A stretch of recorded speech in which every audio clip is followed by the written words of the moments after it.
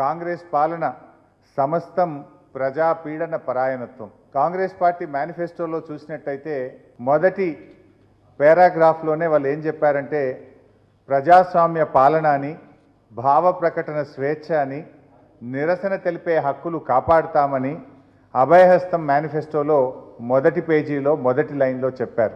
సోనియా గాంధీ గారు 6 గ్యారంటీలు ఇస్తే 7వ గ్యారంటీ ప్రజాస్వామ్యం అనే 7వ గ్యారంటీ నేను ఇస్తున్నానని ఎన్నికల ముందు రేవంత్ రెడ్డి గారు ప్రజలకు హామీ ఇచ్చారు. తీరా చూస్తే ఏడాది పాలనలో ప్రజాస్వామ్యం అపహాస్యం పాలైంది, భావ ప్రకటన స్వేచ్ఛకు భంగం వాటిల్లింది, నిరసన తెలిపే హక్కు లేనే లేదు, నిరంకుశత్వమే మిగిలింది. తెలంగాణ ఉద్యమ సమయంలో కూడా ఇలాంటి నిర్బంధాలను మేము చూడలేదు. గతంలో ఎన్నడూ కూడా రాష్ట్ర చరిత్రలో చూడని విధంగా ఈ రాష్ట్రంలో నిర్బంధాలు పెరిగిపోయాయి. పోలీస్ పాలన అమల్లోకి వచ్చింది.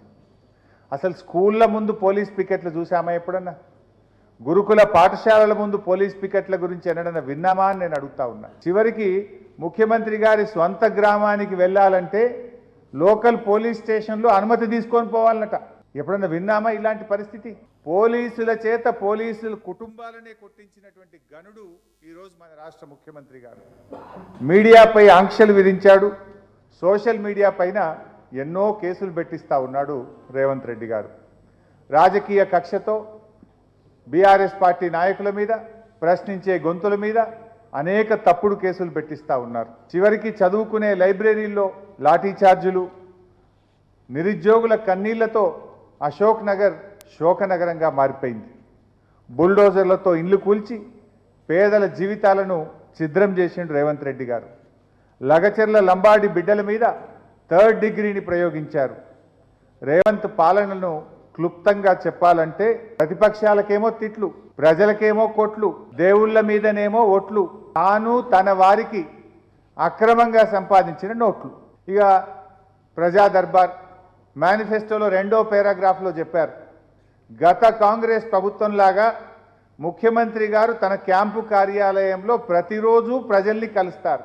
అది మొదటి రోజు ఒక 5 నిమిషాలతో అయిపోయింది. కనీసం మంత్రులు కూడా ప్రజా దర్బార్కు పోలేదు. అంటే ప్రజలను కలిసే అవకాశమే లేకుండా పోయింది. చివరికి ముఖ్యమంత్రి గారు సెక్రటరియట్లో ఉండే 6th ఫ్లోర్కు ఎవరిని పోనీయరు. లిఫ్టు కేవలం ముఖ్యమంత్రి గారు తప్ప ఏ లిఫ్ట్ కూడా 6th ఫ్లోర్కు పోకుండా అన్ని లిఫ్ట్లను బ్లాక్ చేశారు. దానికి మీరు జర్నలిస్టులే సాక్ష్యం.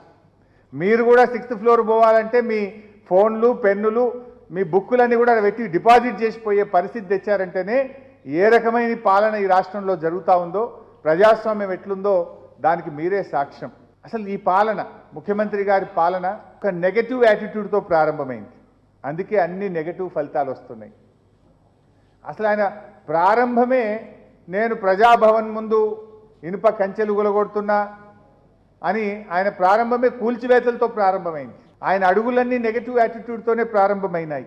వచ్చి రాగానే అసెంబ్లీలో 6 గ్యారంటీల పైన చట్టబద్ధత తెస్తామనే హామీ ఏదైతే ఇచ్చిండ్రో దాన్ని తుంగలో దొక్కారు. ఇచ్చిన హామీలు నెరవేర్చలేని తన అసమర్థతను కప్పిపుచ్చుకోవడానికి శ్వేతపత్రాల పేరిట రోధ పత్రాలను ప్రవేశపెట్టారు. దివాలా తీసిందనే నెగటివ్ ఇమేజు రాష్ట్రం నెత్తిన రుద్దారు. పాము మంత్రం వేసిన వాడు పాము కాటికే పోయినట్టు ఈ ప్రభుత్వం తాము పన్నిన ఉచ్చులో తామే పడ్డారు. దాంతో ఆర్థిక వృద్ధి రేటు మందగించింది, కొత్తగా పెట్టుబడులు రాలేదు, ఉన్న పరిశ్రమలు తరలిపోతున్నాయి, నిర్మాణ రంగం కుదేలైపోయింది, రియల్ ఎస్టేట్ డమాలైపోయింది. అంటే రేవంత్ యొక్క ఇమ్మెచ్యూరిటీ, ఇన్క్యాపబిలిటీ, నెగటివ్ యాటిట్యూడ్ వల్ల రాష్ట్రం అన్ని రంగాల్లో కూడా నిస్తేజం అలుముకుంటా ఉంది.